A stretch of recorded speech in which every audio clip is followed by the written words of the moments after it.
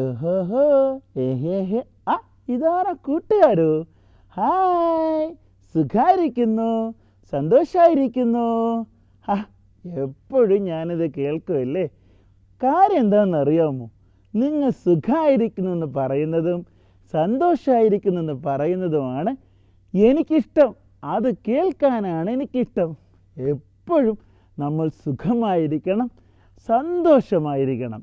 കഷ്ടങ്ങളും പ്രയാസങ്ങളൊക്കെ ഉണ്ടാവും, പക്ഷേ സന്തോഷത്തോടെ ഇരിക്കുമ്പോൾ അതെല്ലാം മാറിപ്പോകും. ഓക്കെ, അതൊക്കെ അവിടെ ഇരിക്കട്ടെ. ഇന്ന് പുതിയ കഥ കേൾക്കണ്ടേ? ഓക്കെ, നമുക്കിന്നൊരു പുതിയ കഥ പഠിക്കാം. ഒരു നായ്ക്കുട്ടിയുടെ കഥയാണ് കേട്ടോ. നല്ല മിടുക്കനായ ഒരു നായ്ക്കുട്ടി, ഒരു വേട്ടക്കാരനായ നായ്ക്കുട്ടി. ഒരിക്കൽ ഒരു വേട്ടക്കാരന് ഈ മിടുക്കനായ വേട്ടക്കാരനായ ഒരു നായ്ക്കുട്ടി ഉണ്ടായിരുന്നു. വേട്ടക്കാരൻ എവിടെ പോയാലും, വേട്ടയാടാൻ പോയാലും ഈ നായ്ക്കുട്ടി കൂടെ പോകും. എന്തൊക്കെയാണ് അവൻ്റെ ജോലി എന്നറിയാമോ? അവൻ ഈ വേട്ടയ്ക്ക് വേണ്ടുന്ന മൃഗങ്ങളെയൊക്കെ ഓടിച്ചു കൊണ്ടുവരും. പിന്നെ ഈ വേട്ടക്കാരൻ അമ്പെയ്തും വെടിവെച്ചും ഒക്കെ ഇടുന്ന മൃഗങ്ങളെ എടുത്തുകൊണ്ട് വേട്ടക്കാരന് കൊണ്ടു കൊടുക്കും. വേട്ടക്കാരന് അതെല്ലാം പാകം ചെയ്ത് ഈ നായ്ക്കുട്ടിക്കും കൊടുക്കുമായിരുന്നു. അങ്ങനെ മിടുക്കനായ കരുത്തനായ ഒരു നായ്ക്കുട്ടി. ഒരു ദിവസം ഈ വേട്ടക്കാരനും നായ്ക്കുട്ടിയും കൂടെ വേട്ടയ്ക്കായി പോയി. പക്ഷേ കുറേ സമയം അലഞ്ഞിട്ടും അവർക്കൊന്നും കിട്ടിയില്ല.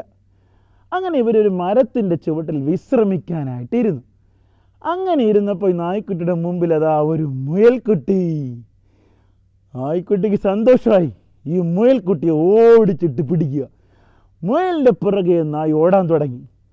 അപ്പം മുയൽ വേഗത്തിലോടി, നായും പുറകെ നല്ല വേഗത്തിലോടി. നായേക്കാളും വേഗത്തിൽ മുയലോടി. കുറേ ഓടിക്കഴിഞ്ഞപ്പോൾ നായ തളർന്നു. അവന് ഇതിനെ പിടിക്കാൻ പറ്റിയില്ല. ഈ മുയൽക്കുട്ടിയെ പിടിക്കാൻ പറ്റിയില്ല. അവൻ ഓട്ടം നിർത്തിയിട്ട് തിരികെ വന്നു.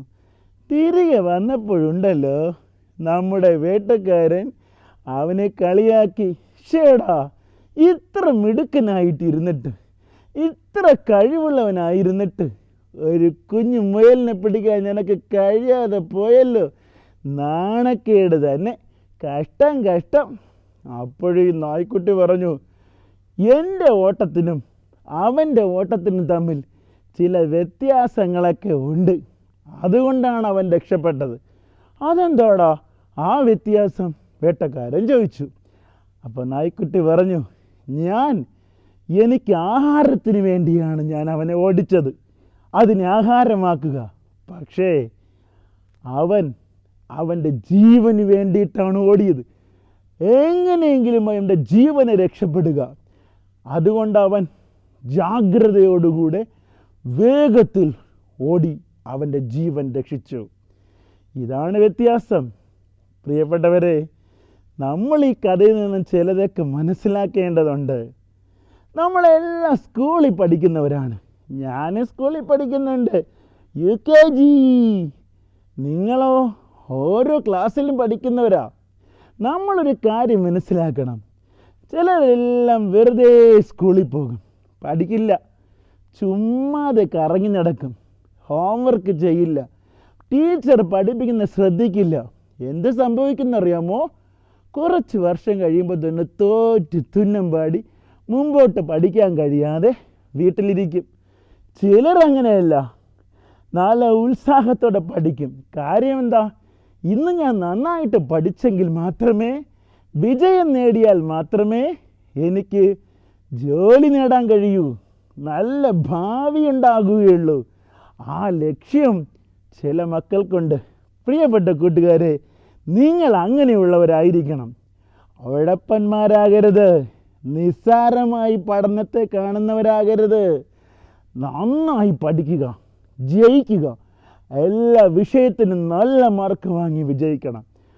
എനിക്ക് ജോലി നേടണം, എനിക്ക് നല്ല ഭാവി ഉണ്ടാവണം, എൻ്റെ പപ്പയ്ക്കും അമ്മയ്ക്കും സന്തോഷം ഉണ്ടാകണം.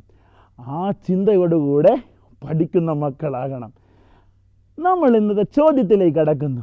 വേദപുസ്തകത്തിൽ പൗലോസ് അപ്പോസ്തലൻ ഒരു വാക്യം ഇങ്ങനെ പറയുന്നുണ്ട്: ഞാൻ നല്ല പോർ പൊരുതി, ഓട്ടം തികച്ചു, വിശ്വാസം കാത്തു, ജീവ കിരീടം എനിക്കായി വെച്ചിട്ടുണ്ട്.